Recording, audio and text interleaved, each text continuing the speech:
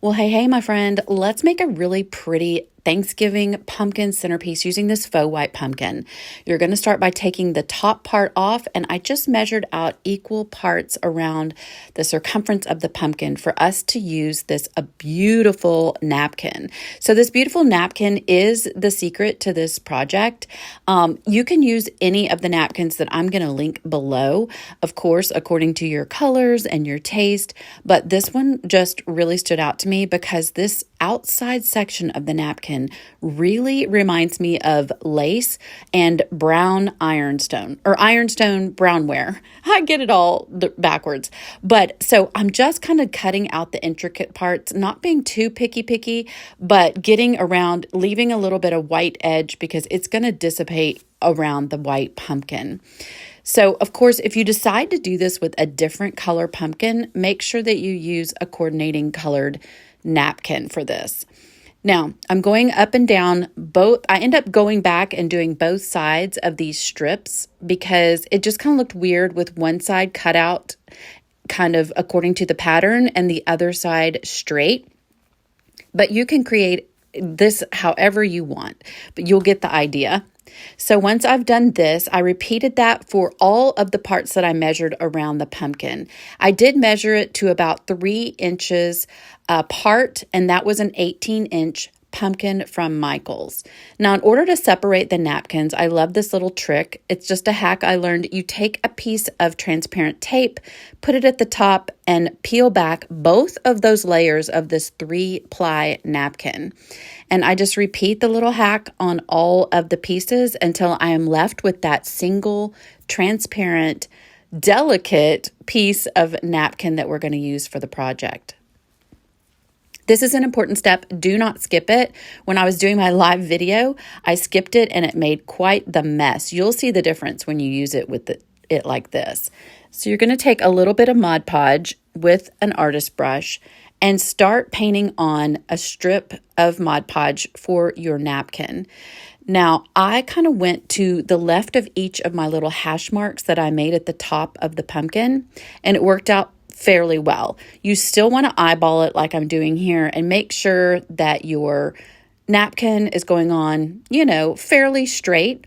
It's not going to be perfect. I can just tell you that right now because the pumpkins aren't perfect. I mean, that is the beauty of pumpkins. They're all individual, all different. Once I put the Mod Podge on, I'm grabbing one of the thin strips of lace napkin, putting it to the top and lightly pressing it down where I put the Mod Podge. Just being ever so delicate. You see, I felt like it was a little bit crooked, so I'm kind of adjusting it a little bit there, but you have to be super careful. That's why I'm using this dry brush after I've put it on to very gently tamp down on the napkin.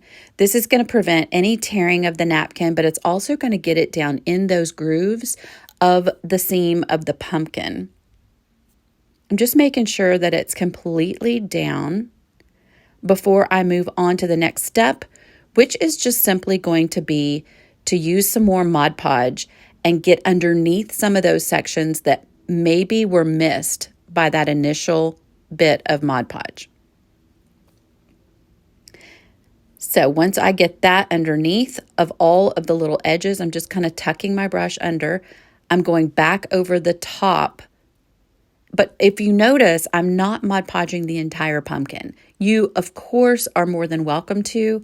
I just chose not to because I wanted it to have the sheen that it came with. And so that's why you want to be a little picky as well if you want a specific sheen, and pick your Mod Podge to go with it. So if you want the matte, go with the matte, glossy, satin. I was pretty happy with this look, and I repeated it for all of the strips of napkin. I think all in, I might have had 8 pieces of lace style napkin. Again, I think this would be absolutely stunning with straight floral napkins in multiple colors. I think this would be pretty to do a navy blue with. You could even just paint these stripes around the pumpkin.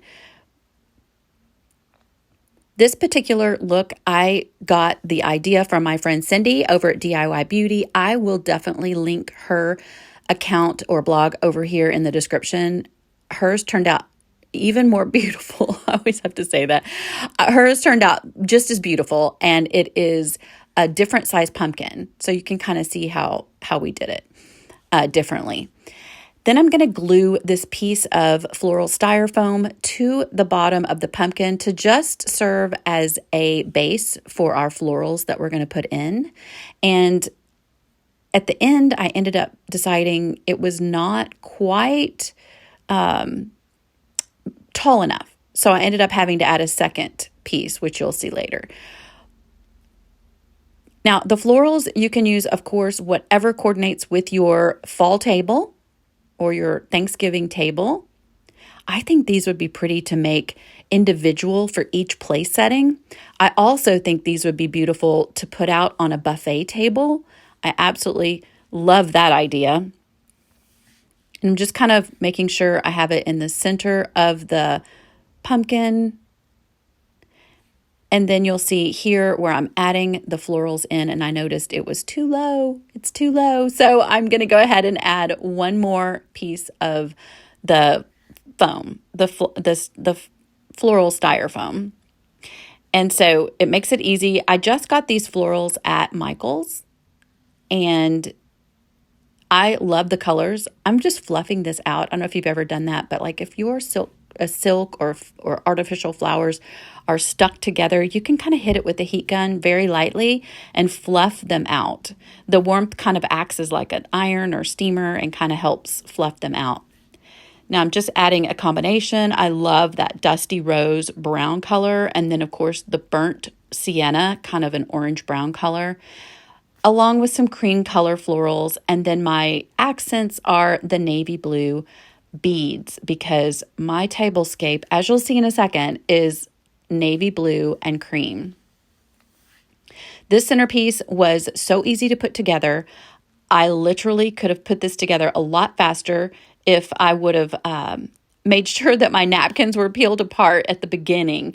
So don't make that mistake. But I'd love to know what you think. This is kind of how I put it all together on my fall table with some garlands and pumpkins. And then there she is. That's the centerpiece. Listen, my friend, if you like videos like these, I want to invite you to subscribe and hit that notification bell so you'll know every time I put out a new video. And give this one a thumbs up if you like this idea. Send it on to a friend, and be sure to stay tuned for the next set of videos.